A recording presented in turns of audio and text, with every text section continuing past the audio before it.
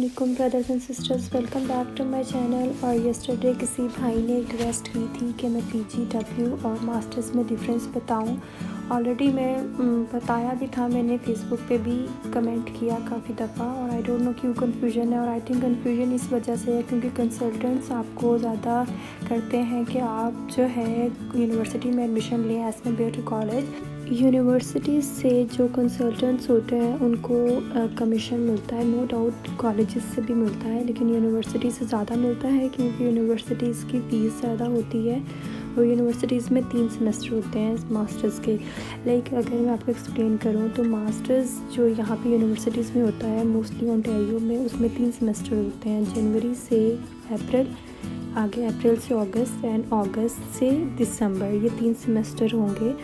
और जो as compare to colleges में आपको ब्रेक मिल जाती है। अगर आपके 2 सेमेस्टर्स हैं तो आपको ब्रेक मिलेगी, जैसा कि मैं ब्रेक पे हूँ करंटली अपनी सितंबर टू दिसंबर। सेकेंडली, एक मिसकंसेप्शन है कि अगर हम यूनिवर्सिटी में एडमिशन लेंगे तो हमारा वीज़ा लग जाएगा और अगर कॉलेज में लेंगे तो वीज़ा नहीं लगेगा। It is only a misconception. Colleges are almost equal to universities, यहाँ पे कोई डिफरेंस नहीं है। All depends upon your case, file, SOP, सब उस पर डिपेंड करता है। और सबसे ज़्यादा मैटर करती है आपकी लक कि आप कितने लकी हो कि आपका वीज़ा लग जाएगा। बट चीज़ इसमें जो आ जाती है वो फीसिस की आ जाती है। यूनिवर्सिटीज़ में फ़ीस ज़्यादा होती है और कॉलेजेस में फ़ीस कम होती है।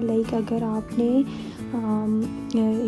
STS के थ्रू आना है तो STS में आपको यूनिवर्सिटी में 1 साल की फ़ी ऑलमोस्ट इट विल बी $23,000 और $20,000 अगर कोई सस्ता कॉलेज है तो $18,000 1 ईयर की होगी। एज़ कम्पेयर टू कॉलेज में कम होती है, $16,000 to $17,000। तो ये इसका कंपैरिजन है। और इसके अलावा आप कहीं पे भी CIC की वेबसाइट पे कहीं पे भी जाके देखेंगे, आपने कोई ये नहीं नज़र आएगा कि आप अगर यूनिवर्सिटी में हैं तो आपको पॉइंट बाद में PR में ज़्यादा मिलेंगे और अगर आप कॉलेज में हैं तो आपको कम मिलेंगे। पॉइंट सिस्टम दोनों के सेम हैं। मेन आप लोगों का सबका यही एम होता है कि हमने परमानेंट रेजिडेंसी यहाँ पे लेनी है। PR के लिए लोग करते हैं। PR आपको चांसेस सेम है, उसमें कोई डिफरेंस नहीं है, या ना ही वीज़ा अप्रूवल के कोई डिफरेंस हैं। चांसेस वीज़ा अप्रूवल के भी सेम ही होते हैं। ओनली डिफरेंस इज़ कि आपकी फ़ाइल कैसी है, आपने SOP रिप्रेजेंट कैसे की है, आपका वीज़ा ऑफिसर आपसे कितना कन्विंस है, that's it.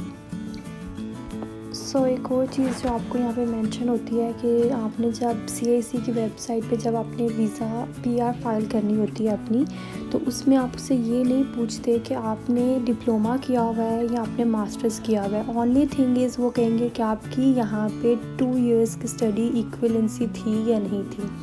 2 years means college की तरफ से विदाउट गैप और विद गैप वो आपको बताते हैं कि 2 इयर्स की स्टडी मीन्स अगर हमारी स्टडी 3 इयर्स से ऊपर है, 3 to 5 इयर्स का कोर्स है तो उसके ज़्यादा पॉइंट होते हैं।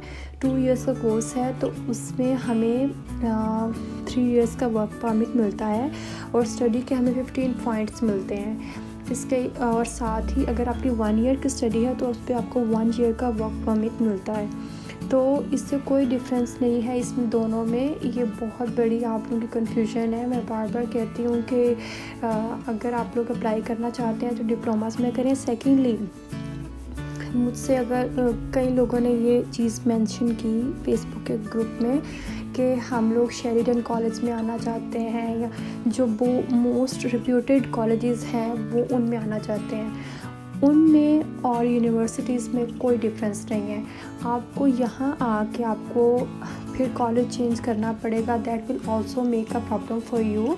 क्योंकि शेरिडन और इस तरह के जो हम्बर कॉलेजेस हैं जो ओंटारियो में, टोरंटो में हैं, they are equivalent to universities. वहाँ पे बहुत स्ट्रिक्टनेस है, फीसेस उनकी बहुत हाई है उनके लिए, क्योंकि उनकी रेपुटेशन यहाँ पे बहुत अच्छी है। और क्यों अच्छी है? क्योंकि उनकी एक जो रेपुटेशन है वो एक मेंटेन है और वो एक तो जिनके ग्रेड्स अच्छे हैं सिर्फ उन्हीं को लेते हैं। लेकिन यूनिवर्सिटीज़ में भी आपकी है कि मिनिमम 70% मार्क्स होने चाहिए। सो आपको यहाँ पे इससे कोई फ़र्क नहीं पड़ता, आप कॉनस्टोगा देखें, नियाग्रा कॉलेज देखें। यहाँ पे अगर आप ओंटारियो में देखना चाहते हैं, मेरा college Conestoga is the best college अगर मैं कहूँगी। तो they are also lenient, they are also supportive. उनकी कॉलेज फीसेस रिजनेबल है और सेमेस्टर 2 है। और मैं तो ये समझती हूँ कि मेरा कॉलेज सबसे स्ट्रिक्ट है। और आई डोंट नो, मैं शायद इससे भी ज़्यादा स्ट्रिक्ट कॉलेज है जो शेरिडन है या हम्बर है, जो ओंटारियो में या टोरंटो में लोकेटेड है। सो ये आप मत देखें कि कौन सा मैंने उस कॉलेज में जाना है। हाँ, अगर आप अफोर्ड कर सकते हैं और अगर आप अब समझते हैं कि आप इतने इंटेलिजेंट हैं कि आप अपने पार्ट टाइम वर्क करके अपने नेक्स्ट फीसेस निकाल सकते हैं और आप फुल टाइम काम नहीं करेंगे, अगर आपको ब्रेक नहीं भी मिलती तो आप अपना पीछे से आपको आपकी फैमिली सपोर्ट करने वाली है। अगर आप ये सारी चीज़ें मेंशन करके आप इन कॉलेजेस या यूनिवर्सिटीज़ में एडमिशन लेते हैं जहाँ पे ब्रेक नहीं है, so that's good, that's very well for you, I think go for it.